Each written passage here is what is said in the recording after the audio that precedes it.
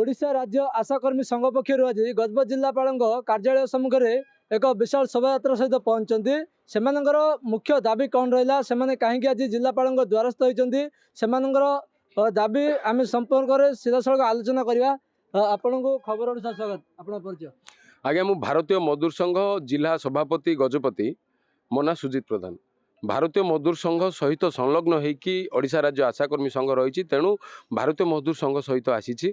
भारतीय मजदूर संघ सबुबले श्रमिक मानक काम करके भाव यथा सामान आज श्रमिक मानक भारतीय मजदूर संघ ये विक्षोभ प्रदर्शन करुच्ची। विशेषकर कहवा गले आज्ञा 9 दफा दाबी पत्र नहीं कि आम जिलापाल द्वारस्थ होइछु। जिलापाल माध्यम माननीय मुख्यमंत्री एवं माननीय प्रधानमंत्री को एक दाबी पत्र देवाक जाऊँ जो थी कि विशेषकर सरकार कर्मचारी मान्यता केमिति आशाकर्मी मानक मिल पार से आम मुख्य दाबी रही।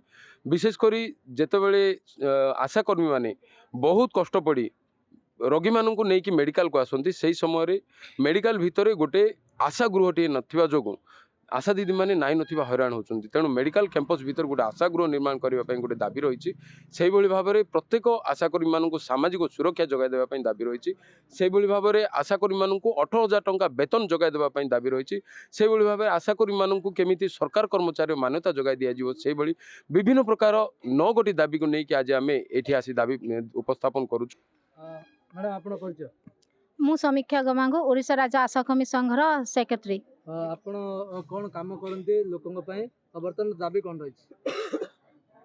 आम हल गाँवलिया लोक आम नियम है पेसेंट मान को रोगी मान को साहाय्य करने आम आम गाँव में जो भी पेसेंट को जो भी कष्ट होती आम मेडिकल को नहीं कि मेडिकल को रोग चिकित्सा नेउचो किंतु वर्तमान आज 9 मास हो जाइए एक कथा कहवाक दुख लगुंट ताहले भी मु आम भौणी कहबी कौन आपण जब मेडिकल आछन कौन असुविधार सम्मुखीन होचंदी बर्तमान दाबी कौन रही?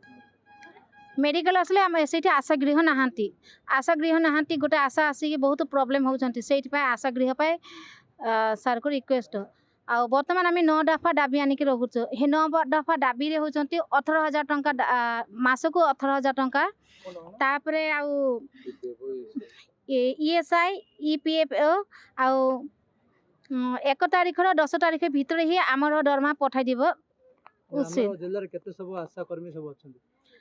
आमर गजपति जिले 1500 आशा अछंती। वर्तमान आज आम 200 आशा आसिक उपस्थित आलोचना करथले आशा कर्मी सदस्य जदि जहाँ कहते से प्रत्येक समय ग्रामांचल जो महिला मान अछंती गर्भवती महिला मान को मेडिकल पहुँचते ता सहित सेवा कर मात्र जितेबाला से जिला कार्यालय आसुच्ची गोटे गृह ना एवं 1 तारिख 10 तारिख मध्य से दरमा पड़ूना जहाँ रही 9 दफा दाबी रही बेले मुख्य दाबी रहा से 18,000 दरमा सहित से किभली भाव में प्रत्येक मसरे 1 ରୁ 10 तारिख मध्य दरमा मिल ता सहित सरकारी मान्यता मिल एभली विभिन्न दाबी नहीं आज गजपत जिलार समस्त आशाकर्मी आसछंती। जदि आगामी समय से दाबी पूरण न हुए से जिलापाल कार्यालय सम्मुख में धारणा बसवा सहित राजरास्ता को ओह्लैवाई चेतावनी देइछंती। गजपत हेमंत प्रधान, खबर ओडिशा।